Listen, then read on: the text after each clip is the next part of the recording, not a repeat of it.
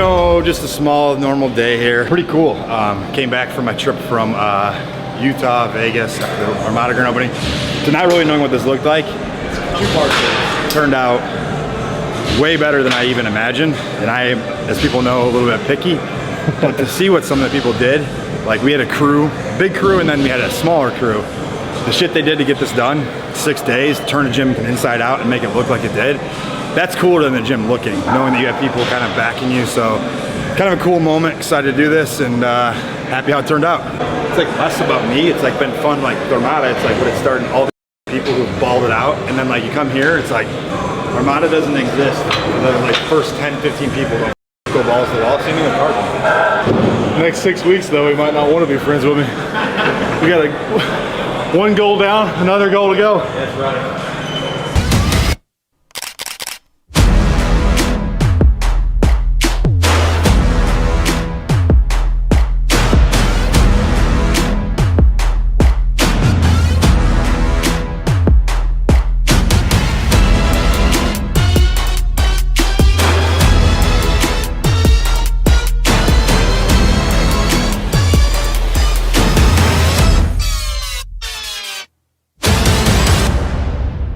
Actually better than I thought. And just wait for the rest of the gym. You're gonna have some of that. No tank tops anymore. Closed, doors keeping it covered. Bathroom I don't use. Until I'm dude, face is legit. I'm obviously biased, but I'm, as you know, Cross, generally find a flaw with everything. We're looking good, man. If you haven't been to this place, Carbon Performance, Franklin, Tennessee. Used to be Franklin Athletic Club. Guarantee it'll be the best gym in Tennessee. You and I can pound liquor. Down there, Charlie down. Chris gets a little rowdy too. I like warm or cold. You don't want to see that. It's all or nothing. That's exactly how I am. Full send. Yeah. I can't like have 2 or 3. It's like, there's no point. I think it's like, I don't enjoy the taste of alcohol enough to like sip on it. Yeah. Might as well just get fucked up. Go in. Yeah. That's kind of why I stopped drinking now. It's like, I can't conduct myself the level I need to when I drink. Yeah. I only drink when I'm like out with my old like college buddies and shit, you know? Isolated. Yeah. It's like almost a blackout level or like nothing. Yeah. We're about to start the Chris Bumstead event. Let's get it rolling. It's gonna be hype. Hey everybody, we're gonna get everybody started. Waivers all in check, tickets in check. First 50 are gonna be in the line. We can start moving on in. Sounded legit. Here we are, we're with our first vendor and most important vendor. We got Ambition, Tyler, CEO, founder of it. Sweet brand, I'll let him tell you more about it. They've been around in this area for 3 years. They are the clothing brand in Nashville, but want to give us your... First of all, it's not the most important. Everybody here is crushing it. Second of all, Ambition Threads is all about being the best version of yourself and just crushing it in life. That's what it's all about. We're kind of the modern Southern fitness brand. So, I mean, we're here, man. Got all new flannels, all new hoodies, all new hats just for this event because we got to bring in the best for the best, baby. This is like the best gym I've ever like seen in my life. Great. Like C-Bum's here. Yeah, we're C-Bum. All right, we are here with another vendor, the most important vendor, of course, right? So Live Pure, they're a kind of a performance brand. I can't explain it as good as Michael can here, so we're turning over to Michael. Can you give us what Live Pure is? We're a lifestyle nutrition company, and we focus on products of energy, hydration, recovery, and protein supplements. And one of our best probably products here is our hydration products. They come in stick packs here of 15. And overall, our products we feel are better for you and best formulated overall because they have 20 essential nutrients, every amino acid you could want, and the right combination of salts and sugars that you need to better absorb the salt into your bloodstream. Mid-event. Oh my God, my shoulder press machine. Whoa. I don't have to use dumbbells anymore. Bro, what the look at me, dude, look at me. No, wait, Parker, they have the thing. They have the thing. I can't use it, right? Dumbbells though. Incline chest press. Let's go. Yes. What do you think? Oh, I think it's pretty sick. I like the color scheme we got going on. We got some nice machines. I dig it. What's on the gym? I love the gym. Man, it's great. I saw some of the stuff in the beginning, some of the color stuff, but this definitely far exceeds what I was thinking. The lights, the color, it still looks like it feels like a bodybuilder's gym. I can't wait to get a pump in here for sure. Chris Bumstead.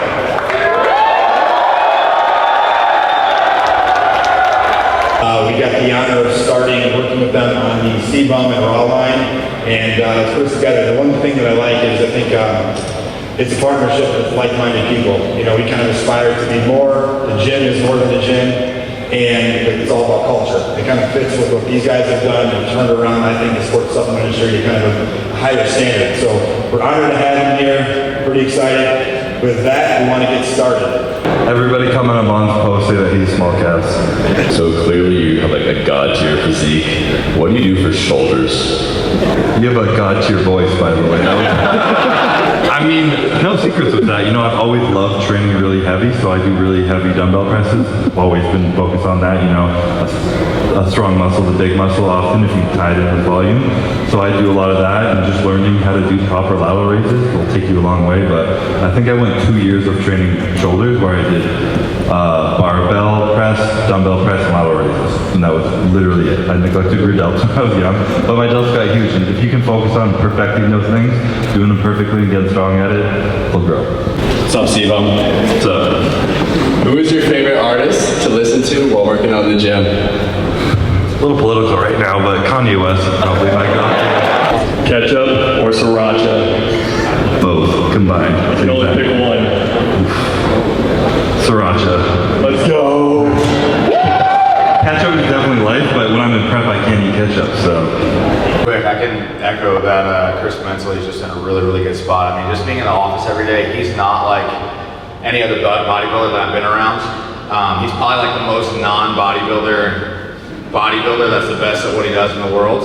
You know, even this weekend, just like we're having a great time together. He's 6 weeks out, you know, potentially there could be a lot of pressure, but he's just handling things very, very well, and it's just kind of a breath of fresh air to see how he conducts himself on a day-to-day basis. I got a question for the small guys like me. How do I become a savage like you? That's it? Take 2 scoops. I mean, I think you know the answer to that, honestly. It's a very broad question. I think you know you gotta eat, you gotta train, you gotta push yourself to your limits, you gotta learn the best way to do it for yourself. And you know, if you have anything more specific, I'd love to nail that. Maybe Jansen's the coach here, he's better at telling you how to do that. But you know, there's a million things that go into it. Make sure you're loving what you do. Understand it's gonna take a long time. Be patient. And if you're really doing it for yourself, you know, then don't give a fuck what other people are thinking in your process. There's no rush on anything, there's no timeline, just like focus on learning from your mistakes, you know? Listen to people who are better than you, find a coach or role model, someone to look up to who's done it as well. Find other smaller guys who want to be savages and kind of team up with them and learn how to do it, and you know, just love what you do and train hard as fuck. Appreciate it, Steve-Bum. I love you. Love you too. As another business owner, is Chris one of those guys where you have to have a talk with him that maybe he shouldn't do the sport and prep because his mood affects his work at the office? No, we used to get like a lot of questions when we first brought Chris on, and people would be like, oh, is he like just the face? It's the total opposite. You know, Chris is more involved than anyone when it comes to making decisions for Raw and a lot of Revive too. So, you know, we're super lucky that he's like that. And I do know that there'll be a point in time where he has to check out and just kind of like do his own thing as far as like as he gets closer to the Olympia, but it's part of it, right? So we respect that, and you know, we support everything he chooses to do. In the business industry or in the bodybuilder industry, who you would want to pick like of any time or anything? If we had to pick one or if we have one? If you had to pick one other than the one that you had growing up. I mean, knowing what I know now, if I had to pick a mentor in business, it'd be this guy right beside me, without a doubt, like to a T. If you ever want to learn something about how to make money, how to save money, how to build money, how to make money off your money, whatever the hell it is, leadership, relationships, this man right here, you know, I'm, like I said, grateful my life has brought him into it. Hi, Daddy. I speak for everyone here when I ask this question. Can we get a live physique update?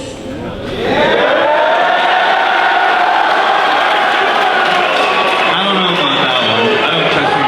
Everyone shut off their phone I don't know about that.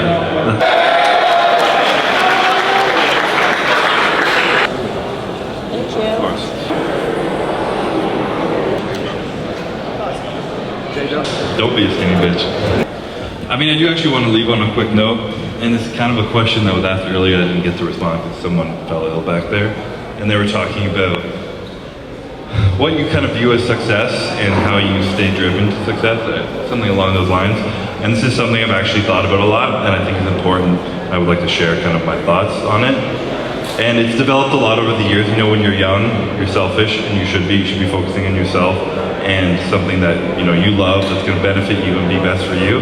But as I was getting older, what keeps me driven and keeps me passionate has shifted so much. And if I had stuck in that realm of selfishness, I wouldn't be where I am today. I wouldn't love what I do. And I wouldn't be the man that I am, that's for sure. And I kind of driven it into 3 different categories of like importance to me. And one is the self.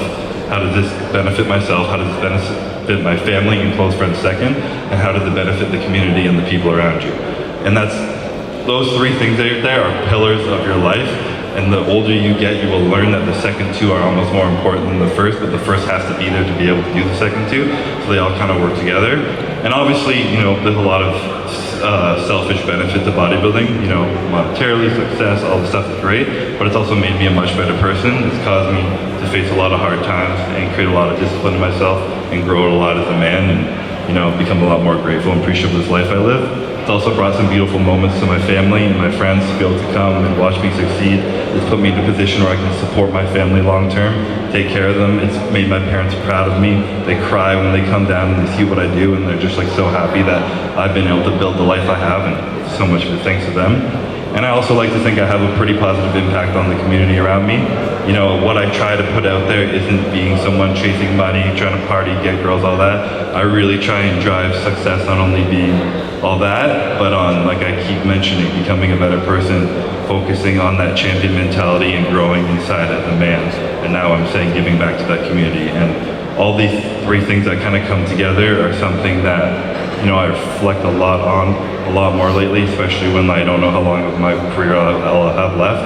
And I'm starting to really see the impact that I have. It's a lot more of a responsibility than just, you know, go to the gym and lift weights. And when I hear people coming up to me and saying things like, oh my God, man, like what you have with Courtney is like so inspiring. I hope to find a love like that. You know, the way you are like so authentic to yourself, the way you laugh at your own lisp.